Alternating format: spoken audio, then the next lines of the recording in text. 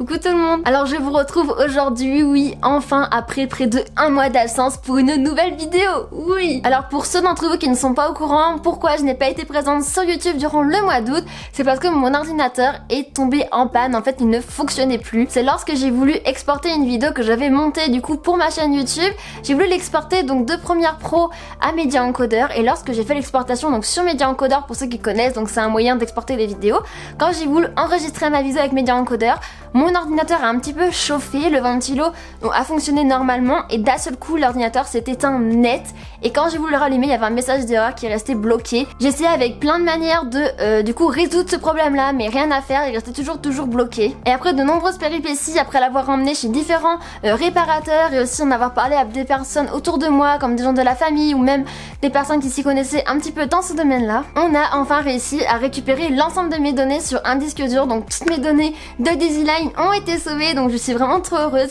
et également toutes mes données pour tout ce qui était de mes cours ont été sauvées aussi parce que j'ai pas mal de devoirs à faire pour la rentrée et j'avais tous mes projets donc de ma première année de BTS sur mon ordinateur et j'en ai besoin pour faire ma seconde année, donc je ne me voyais pas du tout tout perdre. Du coup j'étais vraiment soulagée le jour où mes données ont été sauvées. Alors maintenant où est-ce que c'en est avec tout ça? Alors mon ordinateur ne fonctionne toujours pas, il n'y a rien à faire, donc on pense vraiment que ça vient d'un problème du coup physique de mon ordinateur, vu qu'il est garanti durant 2 ans, parce que je l'ai acheté seulement au mois de janvier, donc ça fait vraiment pas longtemps. On va le renvoyer au fabricant, donc c'est un Asus, pour ceux qui me se demandaient, c'est un Asus ROG, donc Republic of Gamer. Mais je suis vraiment tombée sur un mauvais modèle ou peut-être une mauvaise série, parce que c'est vraiment des bons produits pourtant et fiables. Donc on l'a renvoyé et il faut que je tente maintenant 1 à 3 semaines pour savoir du coup des nouveautés, si j'aurai un nouvel ordinateur ou si me le répare. Alors voilà un petit peu où j'en suis, donc je suis beaucoup plus soulagée depuis que j'ai pu récupérer mes données. Et là je voulais vraiment vous faire des vidéos, j'étais absolument super remotivée et je vous fais cette vidéo là aujourd'hui que je vais monter du coup avec l'ordinateur de mon chéri alias mon micmac, et du coup c'est avec son ordinateur qu'il a toute la suite Adobe où j'ai pu vous monter cette vidéo, donc c'est grâce à lui si je peux poster cette vidéo là aujourd'hui. Alors ça y est, le contexte est planté, on peut maintenant commencer la vidéo, mais avant de la commencer je voulais vous dire que cette vidéo ne sort pas n'importe quel jour, que vous l'avez peut-être remarqué derrière moi. Aujourd'hui on est le dimanche 2 septembre 2018 et c'est le jour de mes 20 ans. Alors oui, c'est aujourd'hui où j'ai 20 ans, donc à l'heure où je tourne cette vidéo, on a déjà fait une super fête avec mes amis et ma famille. Et du coup, pour cette occasion, je voulais vraiment faire une vidéo trop bien pour marquer le coup, que ça n'arrive qu'une seule fois. Mais avec tout ce qui s'est passé, toutes ces péripéties, mon ordinateur et tout ça, je n'avais plus trop le goût de préparer une vidéo aussi travaillée que ce que je voulais. Donc j'ai eu l'idée de vous faire une vidéo un petit peu FAQ cette fois, donc sur moi, pas sur mes études. Une vidéo où vous pourrez un peu plus en apprendre sur moi, vu que c'est le jour de mes 20 ans, je me suis dit ça pourrait être l'idéal qu'on discute un petit peu ensemble. Alors c'est parti. La FAQ je l'avais ouverte sur Instagram pour ceux qui se demandent peut-être, donc c'était sur Instagram en story il y a maintenant 2 semaines où je l'avais ouverte. Donc si tu me suis pas sur Instagram, rejoins-moi, c'est tout simple, c'est juste Daisyline Création, et sur Instagram je vous montre souvent plein de petites choses, donc ça serait cool que tu me rejoignes. Alors que ressens-tu de voir autant d'abonnés sur ta chaîne et te suivre chaque dimanche? Alors tout d'abord j'ai une énorme reconnaissance envers vous et ça me procure énormément de bonheur. Je suis super heureuse qu'on soit aussi nombreux sur ma chaîne YouTube, on est bientôt 2000 et c'est vraiment énorme. Et comme je le dis souvent, pour moi ce n'est pas le nombre qui compte, que vous soyez 20, 200, 2000, 200 000 ou 2 millions. Pour moi, ce qui compte vraiment, ce soit des personnes qui sont intéressées par ce que je fais et par la personne que je suis. C'est pas forcément le nombre. Après, c'est vrai que c'est un gros nombre quand même. 2000 personnes, c'est énorme quand t'es dans la vraie vie, que t'as 2000 personnes en face de toi. C'est vraiment impressionnant. Enfin, franchement, on se rend vraiment pas compte avec le virtuel. Mais ce qui est le plus fou pour moi, du coup, c'est que vous soyez 2000 à partager la même passion que moi et à me soutenir au quotidien. Tout ça, ça me fait énormément de bien de voir tous vos messages. Ça m'encourage énormément. Depuis combien de temps es-tu en couple?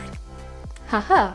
Alors je suis en couple maintenant depuis 3 ans, ça a fait 3 ans au mois de juin avec Mickaël, que vous connaissez maintenant, qui a aussi sa chaîne YouTube qui est mon micmac, donc je vous remettrai juste ici. Et pour ceux qui ne le connaissent pas, Mickaël ressemble à ça.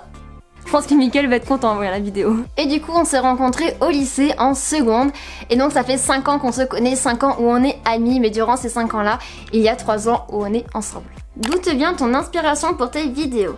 Alors ça c'est une question que vous me posez super souvent. En fait mon inspiration vient de vraiment plein de choses, ça vient autant de ma vie personnelle que de ma vie professionnelle, que de ma passion, ça vient vraiment de tout. Ça peut venir de d'autres vidéos YouTube, de ce que je vois dans la rue, de ce que je peux voir n'importe où, même des fois à l'école, en rêvassant j'ai une idée de vidéo, ou des fois en traînant sur internet. Franchement c'est super vaste, il y a plein de choses qui m'inspirent au quotidien, tout le temps, j'ai plein d'idées de vidéos. Et puis dès que j'ai une idée aussi, j'en parle très souvent avec Mickaël, qui lui aussi mûrit cette idée, où il m'apporte d'autres points de vue que j'avais pas pensé sur cette idée là, qu'il a fait aussi également du coup mûrir. Le métier que tu voulais faire petite. Alors que j'étais toute petite, je voulais absolument faire coiffeuse, mais pas couper les cheveux, je voulais coiffer les personnes. J'adorais me faire de jolies coiffures, me faire des tresses, ou me faire des beaux chignons, ou même coiffer les gens, j'adorais ça.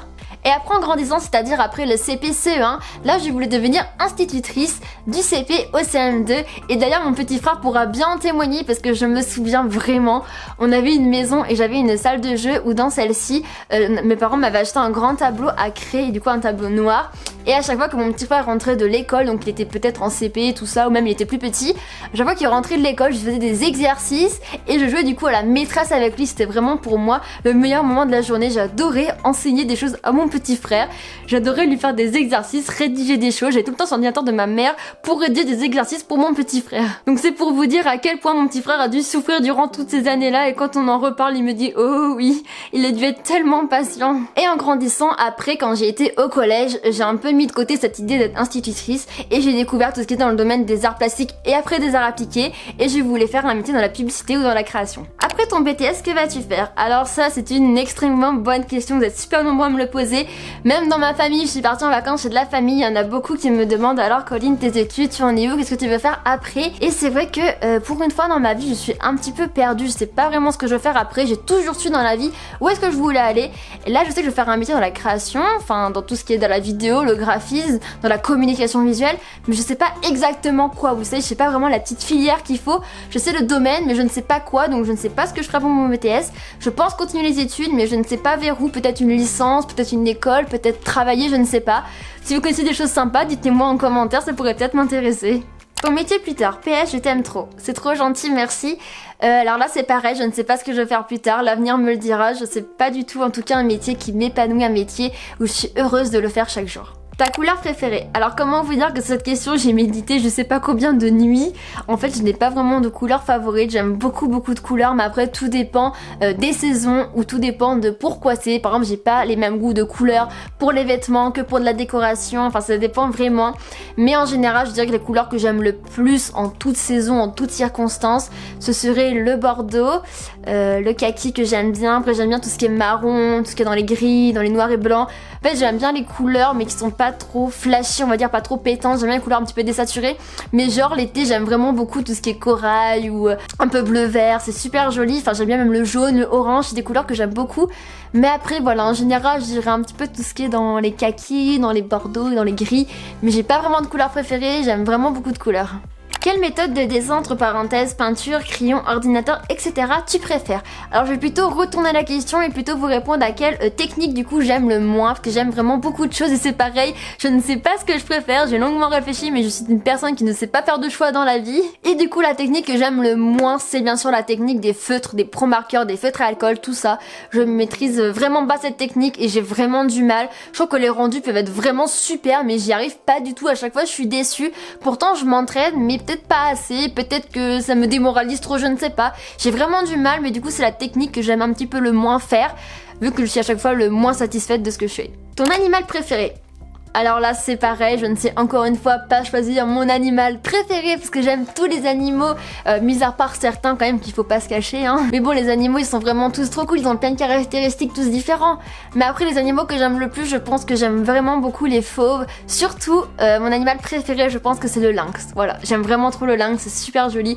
Déjà j'aime bien les chats, mais le lynx c'est comme un gros chat et j'aime beaucoup leurs petites oreilles. Et puis dans la neige c'est super beau, enfin j'aime bien les lynx qui vivent dans le froid. Et du coup ouais, je trouve super joli, mais après j'aime bien plein d'animaux, enfin j'aime tout, enfin j'aime même plein d'animaux sauf les guêpes. Est-ce que tu m'aimes? Oui. Bon, pour ceux qui se demandent, en fait c'était une question de Mickaël. Parce que lui aussi je pense il passe des après-midi à pas trop savoir quoi faire, il voulait me faire une petite question, du coup je lui réponds, voilà, j'ai fait plaisir. Tu fais quoi l'année prochaine? Alors ça je sais. L'année prochaine je sais ce que je fais, c'est pas compliqué, je fais ma deuxième année de mon BTS design graphique, option média numérique. Voilà, donc ça, pour ça, je sais. Et bien sûr ça se passe toujours à Angoulême. C'est quoi le prénom que tu aimes le plus? Alors là c'est pareil, j'ai un petit peu réfléchi parce que j'aime beaucoup de prénoms également, encore une fois. Et j'ai choisi, en fait pour un garçon j'aime bien le prénom Elio, que je trouve super original et super mignon. Et pour une fille j'aime bien le prénom Anna. Voilà, je vous ai donné un prénom de chaque que j'aime bien, mais j'aime bien plein de prénoms encore une fois. Tu aimes les yaoi? Alors, pour répondre à ta question, quand je l'ai lu, je n'ai pas compris, parce que je savais pas ce que c'était les yaoi. Du coup, j'ai demandé à notre ami Google, et là j'ai compris, j'ai fait d'accord. En fait, je suis pas une grande connaisseuse de la culture japonaise, donc je ne connaissais pas ce terme. Je savais qu'il y avait des mangas pour les filles et pour les garçons, comme les shomen et les shoujo que Mickaël vient de me souffler. Bref, et du coup, j'ai regardé ce que c'était les yaoi, et je ne connaissais pas, donc je ne sais pas savoir si j'aime. Après, peut-être que j'aimerais, je sais pas, faudrait que j'en lise un pour savoir. Et du coup, ben merci à toi, parce que du coup, j'ai appris un nouveau terme que je ne connaissais pas. Bon, c'est bon, hein, moquez-vous pas, hein, ça se trouve, je suis pas la seule à pas connaître. Hein. Dites-moi dans les commentaires si vous connaissez tous ce terme ou pas. Alors, comment définirais-tu ton style de dessin ou de création? Alors ça, c'est une super question, c'est pareil, j'ai longuement réfléchi, je ne sais pas. Je sais pas comment je le définirais. Pour l'instant, pour moi, je trouve que j'ai pas vraiment de style. Donc si vous avez une petite idée de comment définir mon style de dessin, je serais curieuse de savoir. Donc dites-moi dans les commentaires comment vous définirez un peu mon style de dessin en général. Je serais curieuse de voir parce que vous en pensez, parce que moi, franchement, je ne sais pas. De quelle œuvre, attention, on parle d'œuvre, hein, que tu as réalisé et tu l'as pu faire? Ouais. C'était super difficile de répondre à cette question, mais je vais vous chercher ça. Alors, j'ai trouvé mon œuvre favorite, l'œuvre dont je suis la plus fière. Donc, j'aime pas trop ce terme parce que pour moi, ce n'est pas des œuvres, c'est des créations, des petits dessins. Mais du coup, j'ai trouvé ça dans ce dossier, donc j'ai voulu prendre quelque chose que j'avais fait dans un dossier. C'est un dossier que j'avais fait durant mon année à l'université. Pour ceux qui ne savent peut-être pas, quand j'ai fait mon bac STD2A, je suis pas rentrée directement en BTS design graphique. J'ai voulu faire une année, enfin j'ai voulu aller à l'université pour m'orienter vers du numérique en fait, je voulais pas faire de l'art appliqué. Et donc j'avais été prise, c'était mon premier vœu, j'étais trop heureuse, j'ai été prise en métier du multimédia et de l'internet qui est une formation qui s'appelle MMI, c'est un DUT MMI. Et ça ne m'a vraiment pas plu du tout, je me suis pas du tout épanouie, il y avait trop d'informatique, je n'avais pas aimé. Et durant cette année, il y avait quand même un petit peu d'art appliqué et on a fait ce dossier. Enfin j'ai envie de vous partager ça avec vous parce que c'est vraiment quelque chose que j'ai aimé faire et que ça me rappelle un bon souvenir. Et j'avais eu une bonne note aussi, mais c'est vraiment pas pour la note, c'est vraiment pour... parce que j'ai mis du cœur et c'est un truc qui m'avait plu. Donc je vais pas tout vous le montrer parce que ce serait beaucoup trop long et vous pourrez faire une vidéo juste sur ça. Mais voilà, donc c'est l'extrait vraiment que je suis peut-être le plus fière parce que j'étais la plus créative à mon goût. Mais c'est super difficile de trouver un dessin dont je suis la plus fière ou quelque chose dont je suis la plus fière parce qu'à chaque fois... j'aime bien certaines parties de mon dessin mais pas tout et je suis pas toujours fière non plus, ça c'est sûr, faut vraiment pas croire. Et du coup c'est ça, je sais pas si vous allez bien voir, donc c'est la partie de mon dossier où on devait faire à la manière de, donc on devait reprendre un proverbe, donc moi je choisis le proverbe de taper dans l'œil de quelqu'un, je trouve ça plutôt original et j'aime bien la signification de ce proverbe là. Et on devait illustrer ce proverbe à la manière de 4 courants artistiques. Alors pour le premier courant, j'ai fait bien sûr le surréalisme que vous avez peut-être reconnu. Je suis inspirée des œuvres de Salvador Dali où bah là on reconnaît donc le taper dans l'œil que j'ai fait au sens premier. Et voilà, donc j'ai fait vraiment un œil immense. Comme vous savez, le surréalisme c'est un petit peu insensé, c'est un peu de monde de rêverie et du coup c'est pas forcément possible. Et c'est pour ça que j'ai illustré ce proverbe de cette manière là. On a ensuite ça, donc c'est une représentation en dadaïsme, pardon. Donc ça j'ai eu beaucoup plus de mal à le reproduire, c'était super difficile. Je voulais faire à chaque fois 4 courants artistiques très différents avec 4 styles différents et 4 du coup moyens d'expression différents parce que là c'était du coup des craies et là donc j'ai fait des collages. Vous verrez que par la suite j'ai fait aussi d'autres choses. Donc là on a un petit montage photo sur Photoshop, donc c'est pas digital painting, c'est vraiment un montage photo et c'est inspiration pop art, vous avez tous reconnu. Je me suis inspirée de Roy Lichtenstein où là du coup c'est encore tapé dans l'œil au sens premier mais c'est plus tapé comme toc toc à la porte et ça reprend du coup les codes de la bande dessinée. Et le dernier, donc la dernière représentation, c'est celle où je suis la moins fière, j'ai le moins réussi. Je l'ai fait à la tablette graphique, donc c'est encore du numérique, où là c'est le sens du coup figuré qu'on connaît tous. En fait du coup taper dans l'œil, c'est un peu plaire à quelqu'un, donc j'ai voulu représenter une femme, enfin j'ai pris des tableaux déjà existants, où ben voilà j'ai assemblé un peu les deux, c'était un peu mes débuts à la tablette graphique. Est-ce que tu te souviens de moi? J'étais au salon de Noël à Vallon en décembre dernier, tu étais génial. Alors oui, bien sûr je me souviens de toi, j'étais vraiment très heureuse de t'avoir rencontré ce jour-là. Il sera avec grand plaisir si on pourrait se recroiser lors d'un autre marché de Noël. Comme à chaque fois, je suis super heureuse de vous rencontrer dans la vie de tous les jours quand je m'y attends pas. Ça me fait une super surprise, je suis à chaque fois super émue et touchée de vous voir du coup en vrai et j'adore vraiment vous rencontrer et discuter avec vous. Coucou, est-ce que tu as fait un bac STD2A et si oui, tu l'as fait où et combien as-tu eu en méthodo? Enfin, une analyse méthodique, tu veux dire, je pense. Alors, j'ai fait un bac ST2A, alors oui, bien sûr, et je l'ai fait à Yzeure, dans une ville qui est en Allier, en Auvergne, en France, voilà. Et donc, c'est dans un lycée public, mais j'ai été à l'internat, vu que c'était assez loin de là où mes parents habitaient. Et combien j'ai eu en analyse méthodique, donc je pense que tu veux dire peut-être au baccalauréat. En fait, pour ceux qui savent pas, c'est une épreuve, c'est un exercice qu'on traîne tout au long du baccalauréat et on a une épreuve en fin d'année, du coup sur ça une épreuve de 4 heures où c'est un peu comme une épreuve de philosophie où on a 4 documents ou 3, enfin c'était 4 je pense, autour d'un thème. Donc on avait le thème du vide, on avait 4 documents sur ce thème là où on devait rédiger plusieurs axes, regrouper les documents entre eux, trouver des points communs et mettre des références personnelles. Voilà, donc c'était vraiment un peu comme une dissertation, voilà, c'était une dissertation artistique. Donc au cours de l'année, en vrai ça allait, j'avais pas des très mauvais résultats, je m'en sortais assez bien pour pas me vanter, mais franchement ça allait. J'avais à peu près 14, 15, 16, j'avais des résultats plutôt corrects, assez bien. Et le jour du baccalauréat, j'ai eu 14 sur 20, donc j'ai été un poil déçue, ce qui est certes encore une très bonne note, mais pour moi, je n'étais pas satisfaite du tout. Quand as-tu compris que tu aimais dessiner? Alors j'ai tout le temps compris que j'aimais dessiner, c'était quelque chose que j'aimais beaucoup. Quand je dessinais, je ressentais énormément de plaisir et j'aimais du coup dessiner et voir mon dessin achevé. Et j'ai toujours aimé créer, j'ai aimé faire des choses de mes petites mains et de voir le résultat final, c'est toujours ce qui m'a fait le plus plaisir. Quel âge as-tu?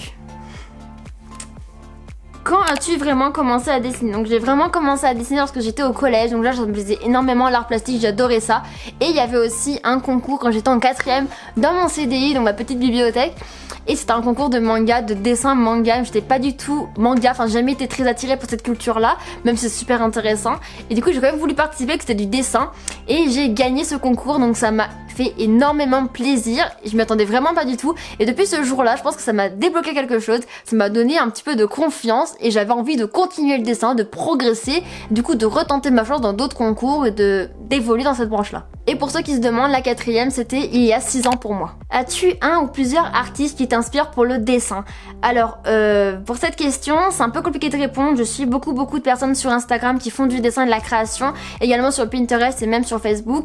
Donc, j'ai fait une toute petite liste de quelques artistes qui m'inspiraient, mais j'aime beaucoup le compte Instagram de It's Lopez, je le trouve vraiment super sympa, j'aime vraiment son style graphique. J'aime aussi le compte Instagram de Fanny LGN, j'aime vraiment ce qu'elle fait, c'est super sympa et super original à chaque fois. Et j'aime bien aussi le compte de Key Heart, mais il y en a vraiment plein d'autres, c'est vraiment un tout petit exemple. Il y a vraiment plein de personnes que je suis. As-tu toujours aimé dessiner? Alors oui, bien sûr. Comment as-tu appris à dessiner? Alors j'ai appris à dessiner seule dans ma chambre, j'ai appris à dessiner en m'inspirant de ce que faisaient les autres, en beaucoup observant. C'est à force de travailler aussi qu'on va évoluer, donc c'est à force de faire, de dessiner et de dessiner et de dessiner que du coup j'ai pu apprendre à dessiner, mais j'ai jamais pris de cours de dessin. Dans quelle ville habites-tu? Alors je suis étudiante à Angoulême, donc c'est là où j'habite, enfin c'est là où il y a mon logement étudiant. Sinon je suis originaire de l'Auvergne, donc c'est là où ma famille habite. Que préfères-tu dessiner? Les animaux, les personnages, les bâtiments, etc. Alors là c'est pareil, j'ai pas vraiment de goût, j'aime bien tout dessiner. Il y a vraiment une chose que j'aime le moins dessiner, ce sont tout ce qui est bâtiments et architecture. J'ai vraiment du mal à chaque fois à faire. À quand reviens-tu dans l'Aisne? Alors sans doute je passerai quelques jours durant l'été prochain dans l'Aisne. Donc pour ceux qui ne savent pas, en fait, si vous voulez, cet été j'ai été dans l'Aisne comme tous mes étés, je passe quelques jours chez de la famille là-bas, donc c'est dans le nord de la France pour ceux qui ne le savent pas.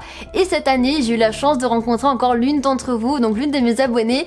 Je me promenais tranquillement à une brocante, à un petit vide-grenier, et là je tombe sur une de mes abonnées qui me a reconnue. Du coup elle me demande quand est-ce que je serai de passage là-bas. Du coup j'y retournerai sans doute l'été prochain, je te tiendrai au courant et ça m'a fait super plaisir d'avoir rencontré. Que fais-tu en BTS design graphique? Alors je vais pas répondre à cette question là ici, j'ai déjà fait une vidéo FAQ sur ce BTS et également une vidéo sur ce BTS là, mais je vous ferai la petite vidéo dans le petit titre, je sais jamais de quel côté il est, mais je pense qu'il est là, donc vous pourrez retrouver ma vidéo ici. Après il y a des sites très complets comme l'ONICEP ou l'étudiant où vous trouverez plein d'informations et peut-être que je ferai des vidéos un peu plus sur mon BTS au cours de mon année scolaire. Si tout était permis, que tu pouvais vraiment tout faire, ce serait quoi ton rêve le plus fou, ta vie rêvée?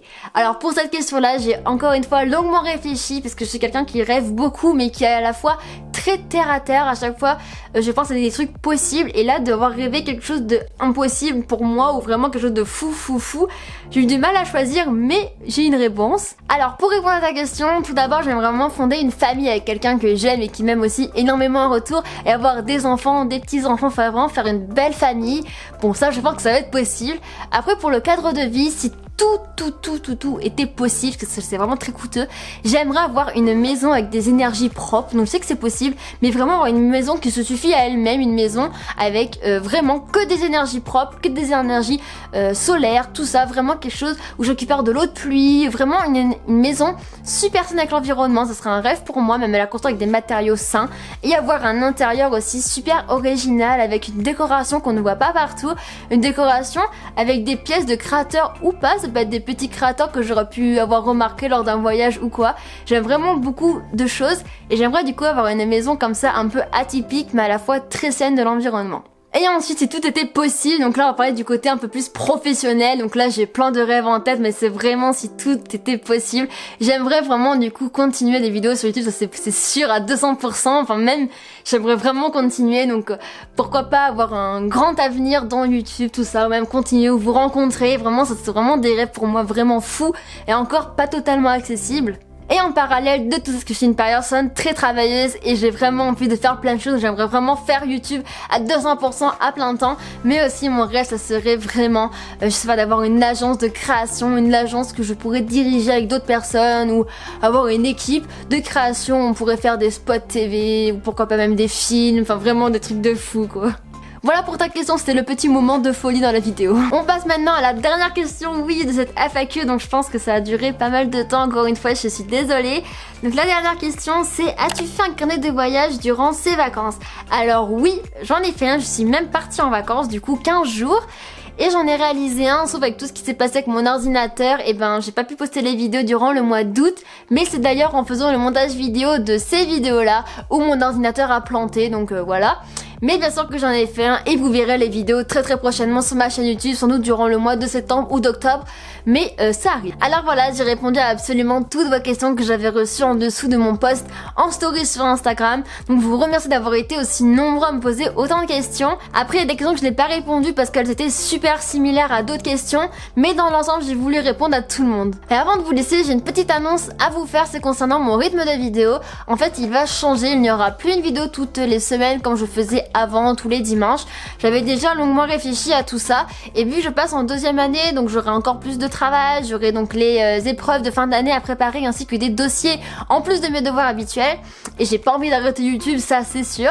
Donc il y aura une vidéo tous les 15 jours, voilà, donc ça ne change pas de jour, c'est toujours le dimanche à 8h30, mais ça sera tous les 15 jours, ça me laissera plus de temps pour vous faire aussi de meilleures vidéos, parce que j'ai envie de faire des vidéos encore plus travaillées, plus propres, avec de meilleurs plans, qu'elles soient encore plus jolies à regarder. Et voilà, il me semblait important de vous informer, donc là c'est le début d'une nouvelle année scolaire, c'est le début aussi d'un nouveau rythme sur YouTube. Après parfois il se peut qu'il y ait une vidéo un dimanche, comme ça une petite vidéo bonus, mais le rythme ce sera vraiment une vidéo toutes les 2 semaines, sûr. Mais pour les savoir, rejoignez-moi sur mon Facebook et sur mon Instagram, à chaque fois je vous tiendrai au courant de tout ça. Bon ça y est, je vous ai tout dit, donc j'espère vraiment comme d'habitude que la vidéo vous aura plu. N'hésite pas à liker la vidéo pour me le faire savoir et me laisser un petit commentaire pour me dire des petites choses ou des petites réactions que tu as par rapport aux questions que j'ai répondues.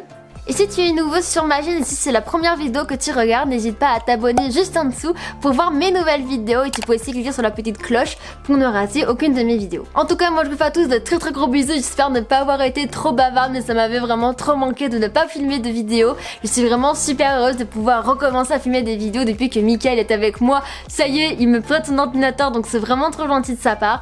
Et du coup, moi je vous fais à tous de très gros bisous, je vous dis à dans 2 semaines pour une nouvelle vidéo.